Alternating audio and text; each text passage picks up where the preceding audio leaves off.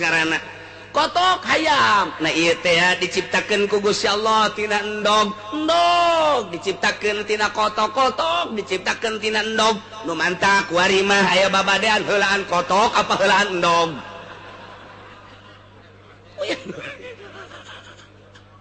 Hayu sia. Terus sarua bae heulaan awi teh heulaan iwung. Heulaan iwung. Nya heulaan iwung, iwung biji lapan teh awi. Oh nya, heulaan awi atuh. Awi ti mana yo iwungan? Heulaan iwung atuh. Ai iwung depan timbul ti awi moal datang-datang aya iwung. Aya lamun awi. Ti awi atuh.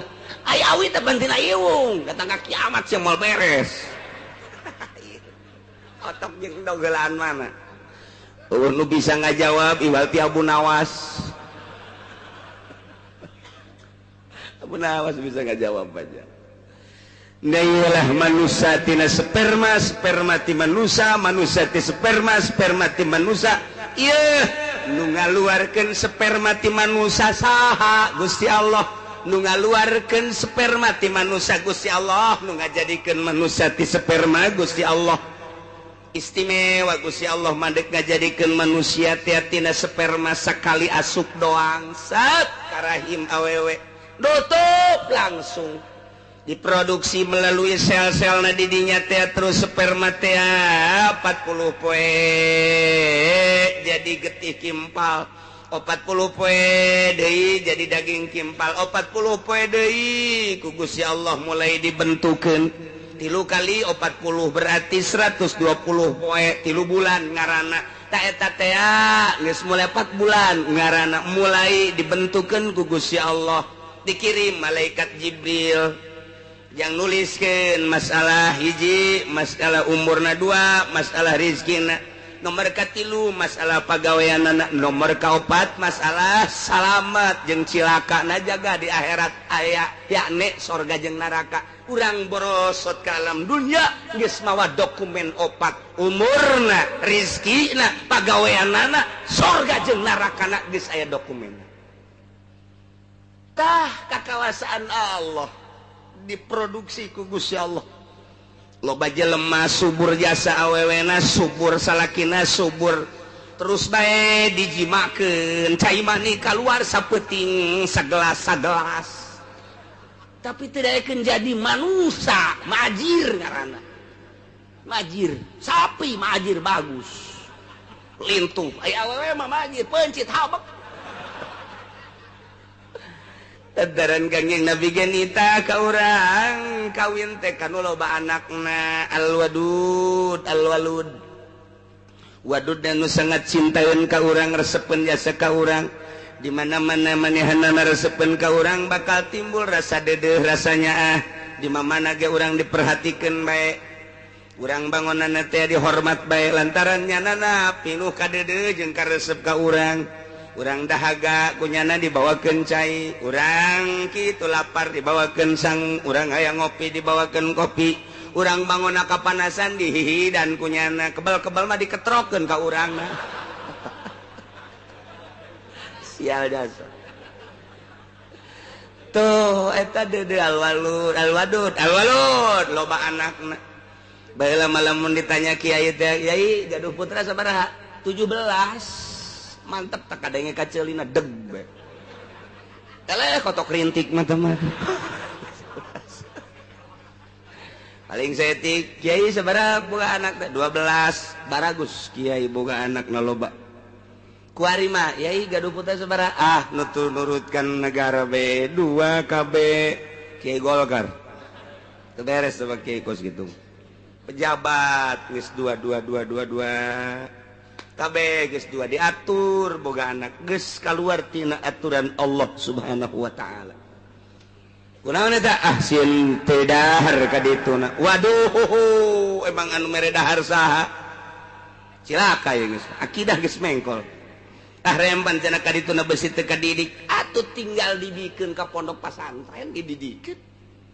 Mendak loba anu ngeluh kiai cenah anak kula bandal jasa cenah teu nurut jasa ka kula baheulana dipondokeun dan henteu dinaon kitu sakola atuh memang parantina sakola mah kos kitu namun masantren mah masantren hajur ada Badung eta dipertanyakeun ai sakola memang jurusan Badung bego ngeluh cenah anak mabok bae mondok henteu atuh kajeun teh mah parantina mabok ka ditu Ruh anu kula cenah antingna bola de jasa lalaki tau lalaki puguh kiai make ieu ka dieu naon karang-karana anting segala kongkorong segala waduh lalaki tau we lalaki keur ieu mondok henteu biasa kos kitu geus antepkeun bohongan teu masantren deuleu tuh pondok pesantren mah santri da geus sararieup isuk-isuk santri mah beda jeung batur kumaha bedana batur mah weur ka pabrik nya nama rongkol keneh santri khawarikul adat emang pualieun atuh santri mah geus teh nyaho karamean dunia nya nama teh nyaho nu ka kantor nu ka pabrik nu ka ladang jana masih keneh kerek udang jam 8 berak serpi amat serpi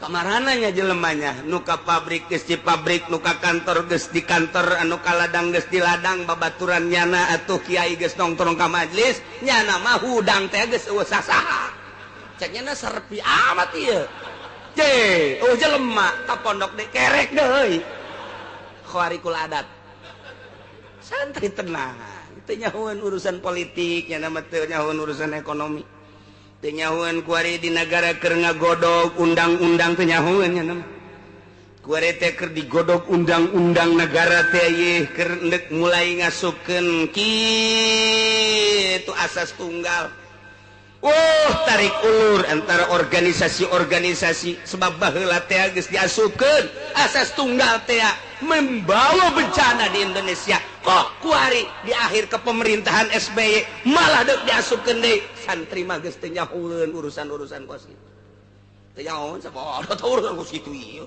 penting mah aing ngaji salat aya nu paeh nyalakeun shalawat beres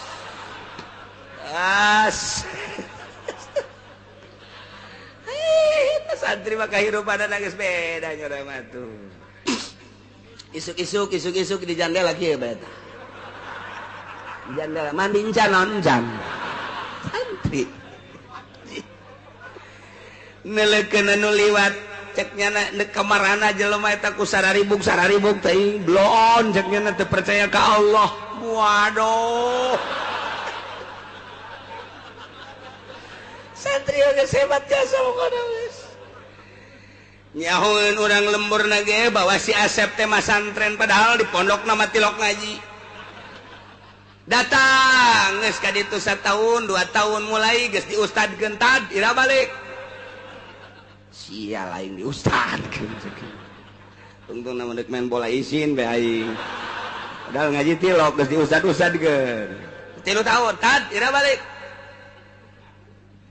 haju diperbasalahkeun deui diomongkeun di lemburna si eta mah nya masa depanna cek jana surem kunaon teu bae sakola teu digawean teu kumaha masa depanna si Asep make daek-daek masantren surem masa depan awewe ge ditanya embungeun lamun aya SMS ti si Asep embung cek awewe surem masa depan teu daekeun blon biasa teu daekeun padahal masantri mah masa depanna ngaleuwihan SBY ngaleuwihan Habibie ngaleuwihan Pak Harto kumaha emang SBY mangan saukur nyaritakeun masa depan teh masa depan digawe jang pitayeun deui bae Habibie produksi anu jang pitayeun santri mah masa depanna bagaimana kalau kita di dalam kubur nanti ulah dikira santri masa depannya melejit jangan meninggalkan dunia weh nanti di mahsyar bagaimana kita nanti eta masa depan anu hakiki ya urusan di dunia mah tadi pimpin ku negara bakal dalahar bae jadahar mana yangan sorangan lain titah kulura tapi engke di akhirat tuh si Asep geus mulai kuari masa depan geus ka akhirat bae merenungnya ngaji tilok non tilok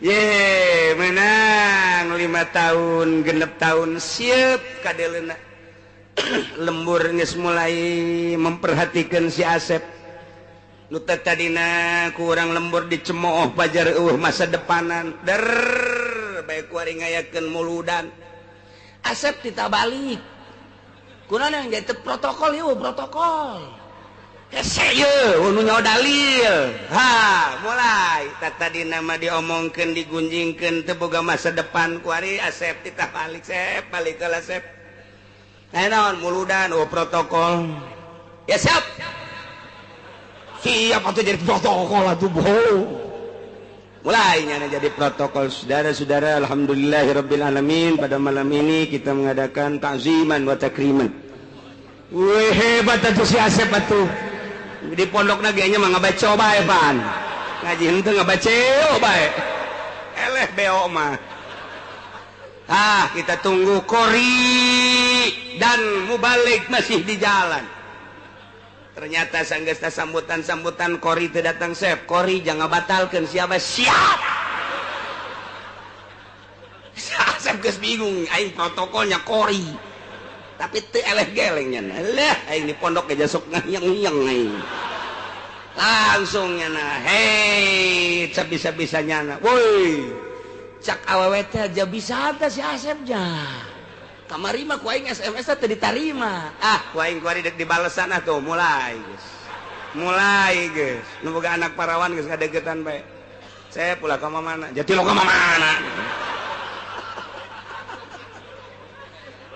Geus beres jana jadi Kori. Mubalik ngabatalkeun. Cek Haji Podoli saya tidak bisa matang. Terperangkap macet. Lanjut saja.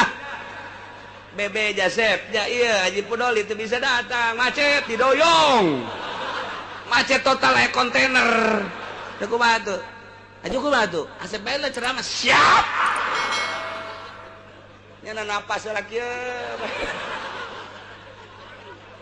Cilok mundur santri. Alah, aing nyaritakeun sakadang pecang aing lah. Jeung monyet geus bisa aing lah. Muludan geus nyana. De beres. Amplop 3. Protokol Kori.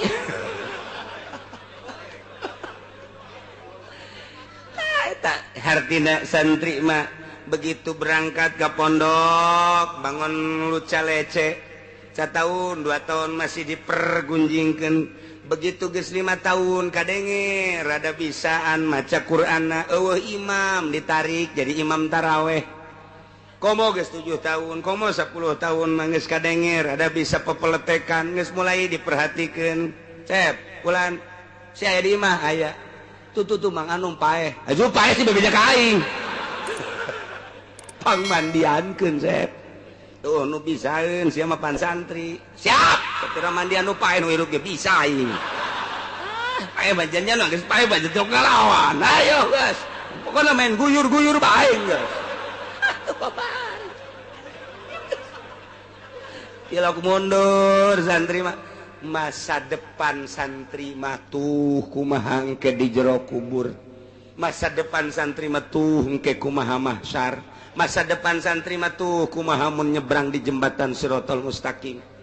Dah jang neangan keindahan kenikmatan anu hakiki. Nu mataknya nama kuari ge geus terisolir hirupna. Terisolir jana mah geus teu dianggap jelema aja santri mah tuh. Kos orang pedalaman Sumatera nya nama tuh. Eta kos gitu, tapi keindahan jadi santri. Masya Allah. Lapar, karak masak. Masak, isikan, golot. Cak babaturan ieu urang pan sangu doang eueunan tenang. Ih, jeung aing mah ulah sok hese-hese. Lain kitu, warung pan geus nutup. Peuting pan ieu mah. Pan santri mah peuting masakna.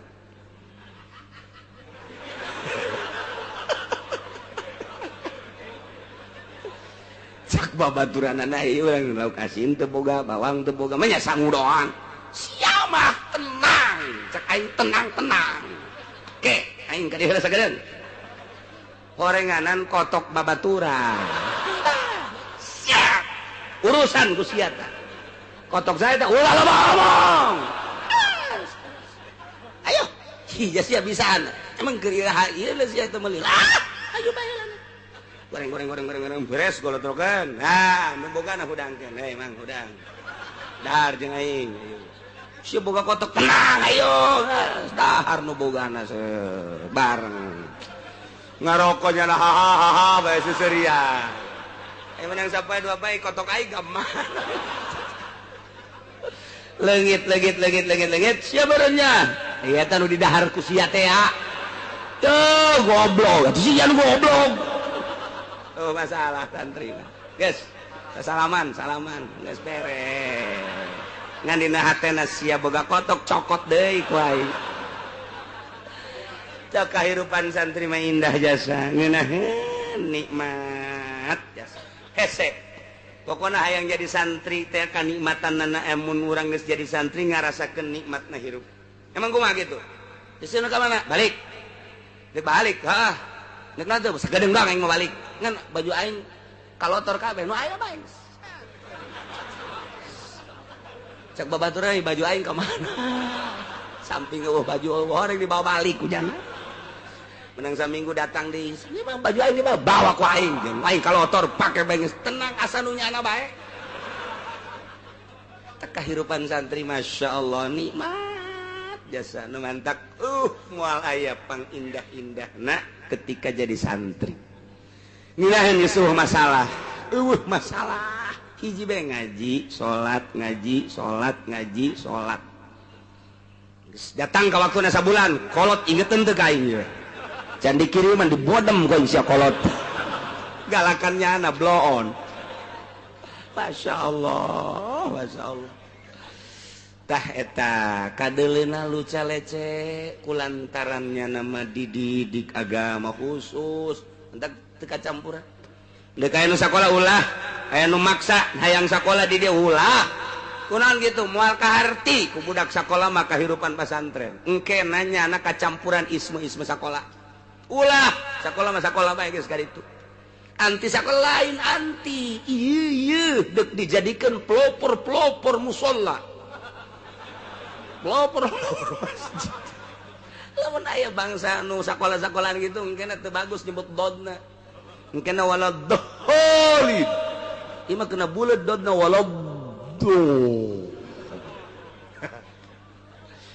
takos gitu wadek disalapkeun yes ku batur di ortodok kajen diburut-burut kajen dibudug-budug emang asli budug masalah tapi deuleuh hasilna di Jakarta geus sabaraha nu datang ka kula sabaraha masjid menta santri kiai jang imam geus hese jasa cenah imam sibuk kabeh mantak aya sabaraha santri di dieu nu di Tanjung Priuk aya nu di Grogol aya lainang kula nyana bae ka ditu usaha juga kapake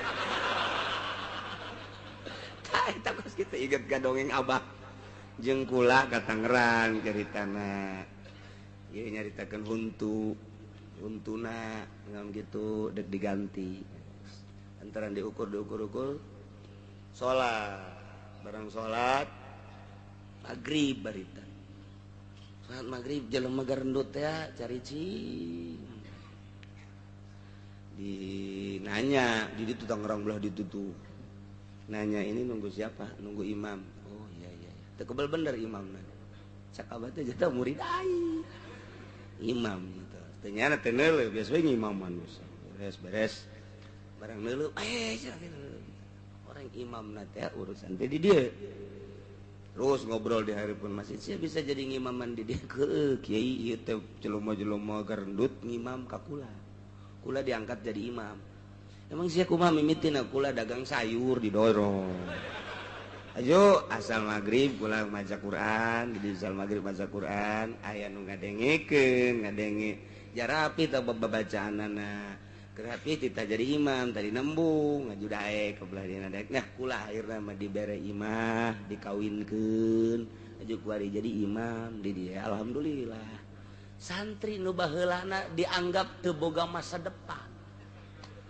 jadi imam hakim ngimam ka santri hakim ih kuari di Tanjung Priuk lah di dina lu calece mata budak baheula Hasanuddin urang Serang wah eta di Tanjung Priuk na pohara jasa kapan di dieu nama tukang asal isuk-isuk memeh ngaji wudu kala 2 piring kuarina jadi kokolot di Tanjung Priuk sabaraha santri tah eta kaparake sebab khusus diolahna emangnya nama jangkos kararit kuari ngaji ke kantor-kantor jadi imam sekitar di daerah kota matunya lagi terus ceramah Masya Allah aja ikhlas santri mati lo yang dibayar ayo letik mah jangan naon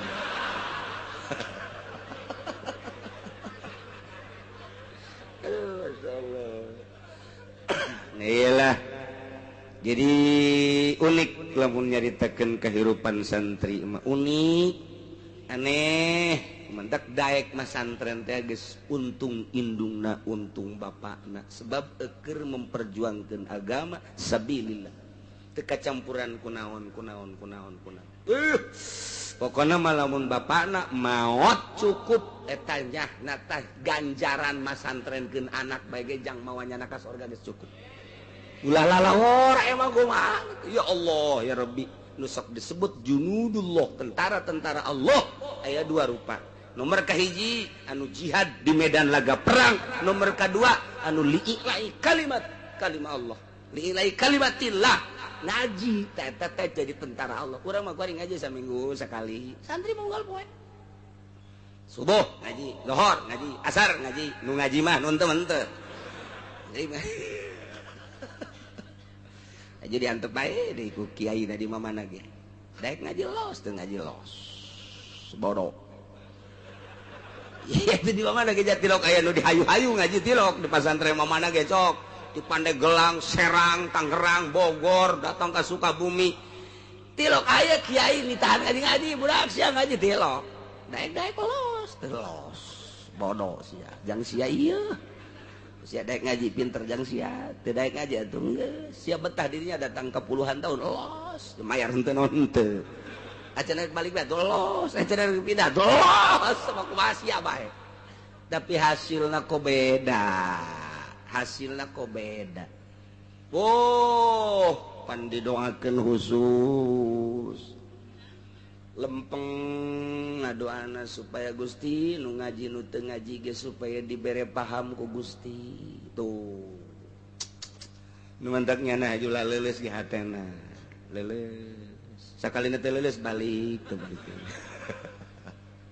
jadi beda salap mah tak itulah ieu mah keur carita dalil kana maha penciptana Gusti Allah innallaha faliqul habbi sanyana Gusti Allah anu ngadamel mecahkeun sisikian ngajadikeun tatangkalan terus buahan bermacam-macam tangkal bermacam-macam buah bermacam-macam rasa nang Allah termasuk kurma diplak jadi buahan nang Allah ngajadikeun lain nang manusia Allah ngajadikeun nu hirup piana manusia ti cai mani maha kawasa Allah ngajadikeun cai mani ti manusia Allah ngajadikeun manuk tina endog Allah ngajadikeun endog tina manuk na iyalah zalikumullahu fa anna tufakun wallahu a'lam bimuradi anu ngajadikeun tatangkalan tina siki anu ngaluarkeun manusia tina sperma anu ngajadikeun manuk tina endog ngajadikeun endog tina manuk ngajadikeun sperma ti manusia na ieu teh sing hade lain nang manusia zalikum eta kabeh Allah anu nyiptakeunana pa anna tufakun kunaon atuh maneh marengkol teu percaya ka Gusti Allah endan teu daekeun maca 2 kalimat syahadat teu daekeun ngomongkeun bahwa khaliqul khalqi Allah teu daek endahan nyembah ka patung endahan nyembah ka batu endahan nyembah ka materi endahan nyembah kaki itu dunia padahal nu nyiptakeun langit bumi Allah anu ngajadikeun sisikian Gusti Allah anu ngajadikeun tatangkalan Gusti Allah nu ngabuahkeun Gusti Allah ngajadikeun manusia tina sperma Gusti Allah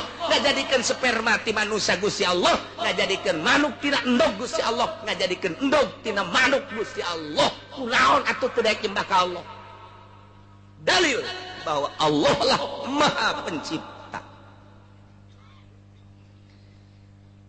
Falikul isbah naik wari dalil kana Maha Pencipta Gusti Allah tadi tina tatangkalan jeung manusia kuari naik kana masalah falak Gusti Allah teh anu nyiptakeun waktu subuh nu ngajadikeun waktu subuh nyingsingkeun waktu subuh tina peuting poek mongkleng buta rata sakira-kira eueuh lampu eueuh neon eueuh listrik mah teu kadeuleuna naon nu ngajadikeun poek Gusti Allah teh eta teh poek teh lantaran mataharina aya di handap kahalangan sebab ayana sinar matahari teh di mana-mana takobul di mana hareup-hareupan ketika mata poe teu keur hareup-hareupan teu ngabogaan sinar maka terjadilah poek ketika muncul di panon poe di sebelah wetan mulai aya waktu subuh nu ngajadikeun waktu subuh teh saha Gusti Allah tanda waktu subuh teh dijadikeun ku Gusti Allah teh aya dua nomor kahiji adalah aya sinar heula ke sinar tersebut jadi eueuh fajar kadzib ngaranna engke sinar kedua ngaranna fajar shodiq anu nangtukeun kana waktu subuh begitu diteliti aya fajar kadzib aya fajar shodiq aya hiji keanehan diangsongkeun baheula teh ka ahli palak di Amerika bingung di Amerika ge diangsongkeun ahli palak di Yunani heula urang Yunan ge bingung diangsongkeun ka ahli palak kitu Spanyol Uluzbek bingung lantaran pada dasarna panon poe teh di mana-mana geus muncul maka pan teu ditarik deui tapi ieu mah aneh aya sinar disebut